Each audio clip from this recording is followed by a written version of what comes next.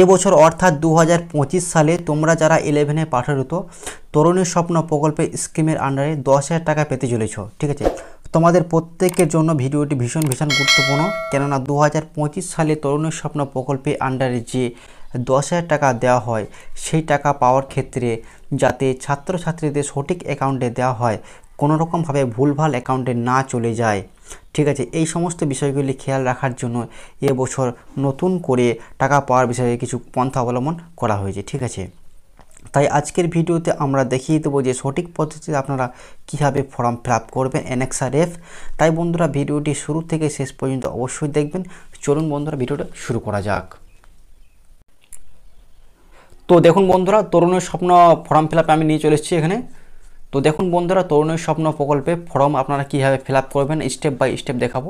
দেখুন এখানে এনএক্সআরএফ লেখা আছে, ফর্মটা কীভাবে ফিল আপ করবেন। দেখুন প্রথমে কিন্তু এখানে আছে name of the school, name of the school. এখানে কিন্তু আপনারা যে স্কুলে পড়াশোনা করছেন সেই স্কুলের নামটা কিন্তু অপরে বসিয়ে দেবেন। ঠিক আছে, বসানোর পর নিচে সার্কেল আছে, সার্কেলটা কিন্তু আপনাদের স্কুলে আপনারা এটা জিজ্ঞেস করে নেবেন। ঠিক আছে, স্কুল সার্কেলটা আপনাদের কী হবে। তারপর আছে ব্লক, স্কুলটা আপনাদের কোন ব্লকে আন্ডারে পড়ছে এখানে আপনাদের ব্লকের নামটা লিখে দেবেন। তারপর ডিস্ট্রিক্ট, অর্থাৎ ডিস্ট্রিক্ট নামটা এখানে লিখে দেবেন। ঠিক আছে, লেখার পর নিচের দিকে আপনারা চলে আসবেন। এখানে কাজটা আছে নেম অফ দ্য স্টুডেন্ট। ঠিক আছে, এখানে কিন্তু স্টুডেন্টের নামটা এখানে কিন্তু বসিয়ে দেবেন, নেম অফ দ্য স্টুডেন্টের নাম। ঠিক আছে, তারপর নিচের দিকে চলে আসুন mobile number of the guardian. ঠিক আছে, এখানে কিন্তু mobile number of the guardian, অর্থাৎ আপনার কিন্তু গার্জেনের মোবাইল নাম্বারটা এখানে বসিয়ে দেবেন। ঠিক আছে, তারপরে নিচের দিকে আসুন mobile number of the student, এখানে কিন্তু মোবাইল নাম্বার স্টুডেন্টটা বসিয়ে দেবেন, স্টুডেন্টের মোবাইল নাম্বারটা এখানে বসিয়ে দেবেন। এই মোবাইল নাম্বারটা কিন্তু যেন আধার কার্ডের সঙ্গে যেন অবশ্যই লিঙ্ক করা থাকে। ঠিক আছে, তারপর নিচের দিকে দেখুন আধার নাম্বার অফ দ্য স্টুডেন্ট, এখানে কিন্তু স্টুডেন্টের আধার কার্ডের নাম্বারটা বসিয়ে দেবেন। ঠিক আছে, তারপরে আছে ক্লাস, আপনি কোন ক্লাসে পড়ছেন, যদি 11 হয় তো 11 লিখে দেবেন। তারপরে আছে সেকশন, আপনি কোন সেকশনে আছেন, A section, B section, C section, আপনার পক্ষে যেটা হবে। অর্থাৎ যদি বা আপনার যদি সায়েন্স বা আর্টস হয়ে থাকে তাহলে সেক্ষেত্রে যদি আর্টস থাকে তো আর্টস লিখে দেবেন, সায়েন্স থাকলে সায়েন্স লিখে দেবেন। ঠিক আছে, তারপরে রোল নাম্বার, আপনার রোল নাম্বার কী আছে রোল নাম্বারটা এখানে বসিয়ে দেবেন সুন্দরভাবে। ঠিক আছে, তারপরে নিচের দিকে আসুন, পেজটা স্ক্রল করে এখানে দেখুন বন্ধুরা, এখানে কিন্তু ব্যাংকের ডিটেলসটা লাগবে, এখানে ব্যাংকের ডিটেলসটা আপনারা বসিয়ে দেবেন। আমি দেখিয়ে দিচ্ছি, এখানে ব্যাংকের ডিটেলসটা আপনারা কিন্তু সুন্দরভাবে বসিয়ে দেবেন। ঠিক আছে, দেখাই দিচ্ছি কীভাবে আপনার ফিল আপ করতে হবে।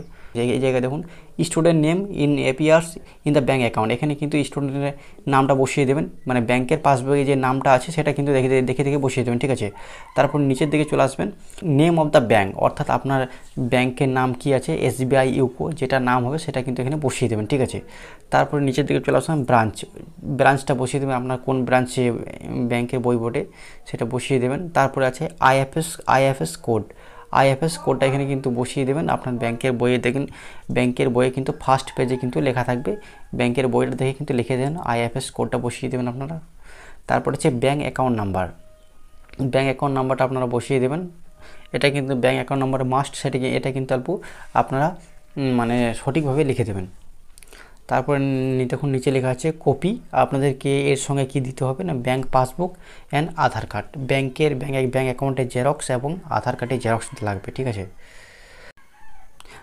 নিচের দিকে দেখুন বন্ধুরা কি বলা আছে এখানে full signature of the guardian, এখানে দেখুন full signature of the guardian, অর্থাৎ এখানে কিন্তু অপরে কিন্তু আপনাদের গার্জেনের সই লাগবে, গার্জেনের সইটা করিয়ে দেবেন।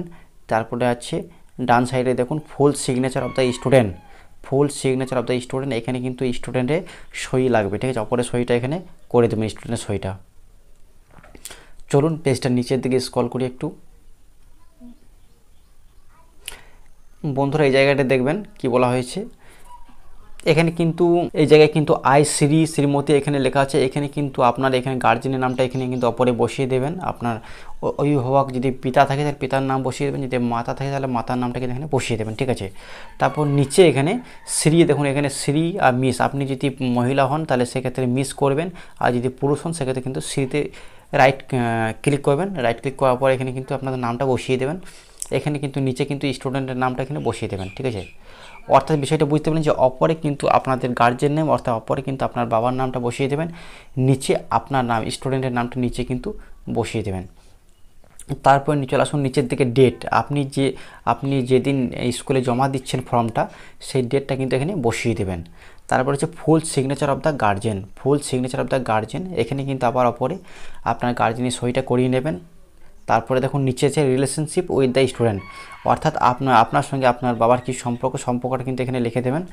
ঠিক আছে, এখানে কিন্তু আপনার যে অপরে যে আপনি ফাদার লিখলে কিন্তু এখানে ফাদার লিখে দেবেন, অপরে যদি আপনি মাদারকে অভিভাবক বানান তাহলে সেক্ষেত্রে কিন্তু আপনি মাদার লিখে দেবেন। ঠিক আছে, তো বন্ধুরা আজকে বিষয়টা বুঝতে পারলেন যে তরুণের স্বপ্ন প্রকল্পে আপনারা কীভাবে ফর্ম ফিল আপ করবেন, সেটা কিন্তু একদম সহজ সরল ভাষায় আমি কিন্তু দেখিয়ে দিচ্ছি আজকের ভিডিওতে। তাই বন্ধুরা ভিডিওটি কেমন